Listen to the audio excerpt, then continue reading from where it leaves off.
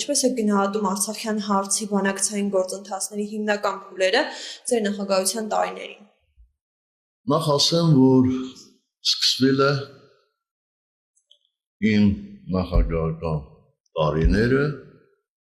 մադրիդյան սկզբունքներ կոչվող փաստաթղթով, որը Հայաստանի Հանրապետությանն էր հանձնվել 2007 թվականի նոյեմբերի, երբ որ ես վարչապետ էի եւ ամբողջովին ծանոթ էի այդ փաստաթղթի հետ։ Պայմանական փուլերի բաժանումը ես համարում եմ պայմանական։ Ինչպես ասեցի, 2007 թվականին փաստաթուղթը հանձնվել է կողմերին, Հայաստանի Հանրապետությունը ասել է այո, սա այս փաստաթուղթը կարող է հիմք հանդիսանալ բանակցությունների, Ադրբեջանը հրաժարվում էր այդ փաստաթղթի հիմքի վրա սկսել կամ շարունակել բանակցություններ։ Բայց համանախագահների կարծում եմ հաստատակամության շնորհիվ հնարավոր եղավ 2008 թվականի, եթե չեմ մոռացել, նոյեմբերին մենք հանդիպեցինք մեր մոսկովյան մի Մայնդորֆ կոչվող ապարանքում եւ առաջին անգամ Հայաստանի եւ Ադրբեջանի նախագահները ստորագրեցին փաստաթուղթ, որ այո, համաձայն են մադրիդյան սկզբունքների շուրջ բանակցային գործընթաց վարել։ 2008 թվականի հենց սկզբից մենք բոլոր դեպքերում աշխատում էինք համանախագահների հետ, այնուհետև տեղի ունեցան իրադարձություններ, որոնք կարելի է բաժանել մի քանի մասի։ Նախ մենք կարողացանք համանախագահների հետ աշխատելով այդ փաստաթուղթը լավարկել 3 տասնյակ, այսպես ասեմ, առաջարկություններով։ Օրինակ այդ առաջարկներից մեկը, փոփոխություններից մեկը նա էր, որ երբ որ մադրիդյան սկզբունքները հանձնվել էին, այնտեղ Լեռնային Ղարաբաղի բնակչության ազատ կամարտահայտումը պայմանավորված էր ավելի շուտ պլեբեսցիտ բառով։ Ինչին բնականաբար մենք համաձայն չէինք եւ ի վերջո այդ պլեբեսցիտը, որը քաղաքական գրականության մեջ կոչվում էր կարծիքի հարցում, փոխարինեցինք Լեռնային Ղարաբաղի բնակչության ազատ կամարտահայտության, որը ունի պարտադիր իրավական ուժ, այսինքն դա ռեֆերենդումի բառարանային թարգմանությունն է։ Այդտեղ շատ հետաքրքիր պատմություն է, բայց չեմ ուզում հիմա հանրայնացնել, թե ինչպես մենք դրան հասանք։ Ի վերջո բանակցությունները մեզ բերեցին, հասցրեցին Կազան, որտեղ մենք պատրաստ էինք ստորագրելու այդ փաստաթուղթը։ Բայց Ադրբեջանի նախագահը հրաժարվեց այդ փաստաթուղթը ստորագրել եւ փորձում էր ինքն էլ ինչ-որ ձևով դեպի իրենց կողմը թոքել փաստաթղթի բովանդակությունը, ինչը բնականաբար անընդունել էր ոչ միայն մեզ համար, այլ նաև Ռուսաստանի Դաշնության նախագահի, որի հովանու ներքո էինք մենք Կազանում հավաքվել։ Տեղի ունեցան շատ կարևոր իրադարձություններ, երբ որ 2009 թվականից սկսած ԵԱԿ արտգործնախարարները ամեն տարի հավաքվում են իրենց գագաթնաժողովին եւ 9 թվականին Աթենքում էր իրադարձությունները այնքան շատ էին, որ մտավախություն ունեմ ինչ-որ բան շփոթելու, բայց կարծում եմ մեծ շեղումներ թույլ չեն տա։ Արդեն եւ Հայաստանի եւ Ադրբեջանի արտգործնախարարները համանախագահ երկրների արտգործնախարարները հայտարարություն ստորագրեցին, որը շատ արդեն մեզ համար լավ էր։ Ինչպես գիտեք, հետո ԵԱԿ Մինսկի խմբի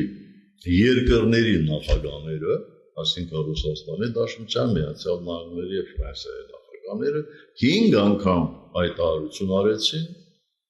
թե ինչպես պետք է լուծվել Լեռնային Ղարաբաղի խնդիրը։ Դուք գիտեք այդ 3 սկզբունքների մասին եւ այլն։ Կազանից հետո նոր փուլ, այսպես ասեմ, տեղակողեց, որտեղ տեղական ըմբիջում եղավ եւ այդ ըմբիջումից հետո համանախագահները մեզ առաջարկեցին փաստաթուղթ եւ արդեն այդ փաստաթուղթը մենք կոչում էինք ոչ թե մադրիդյան սկզբունքներ, այլ հիմնարար սկզբունքներ, որովհետեւ այդպես էին արդեն գնահատել Մինսկի խմբի նախագահները։ Էական բան, այսպես ասեմ, էության մեջ մեծ փոփոխություններ չկային։ Եթե Կազանի փաստաթուղթը ենթադրում էր աստիճանական, բայց ամբողջական լուծում, այդ թվում նաև Լեռնային Ղարաբաղի բնակչության ազատ կամարտահայտում, ապա դրանից հետո մեզ տրվող փաստաթղթերը, որ մեր մամուլում կոչեցին Լավրովյան պլան, որ իրականում ոչ թե Լավրովյան պլան էր, ոչ թե Լավրովի պլանն էր, այլ համանախագահների։ Եվ ինչու այդ փուլում Լավրովը մեզ հասցրեց այդ սկզբունքները, որովհետև բանակցությունները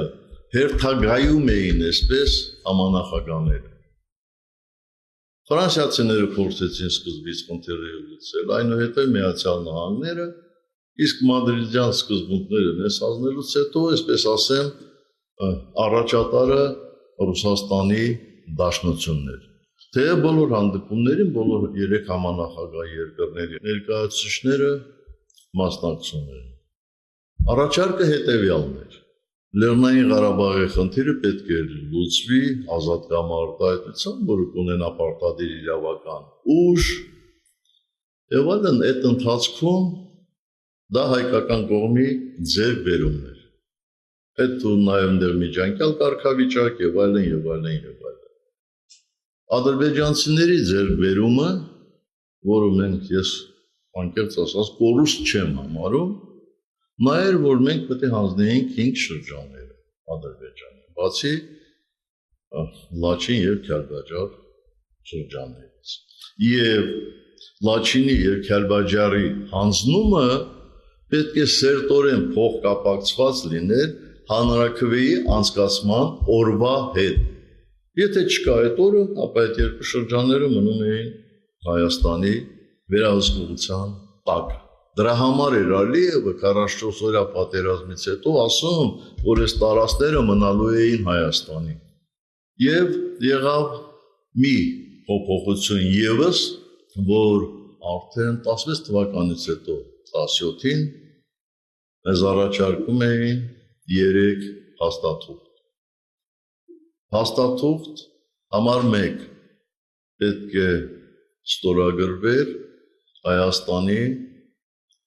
եւ Ադրբեջանի միջև, որտեղ ամեն ինչը նույնն էր, բացի նրանից, որ այդ պարտադիր իրավական ուժ ունի այդ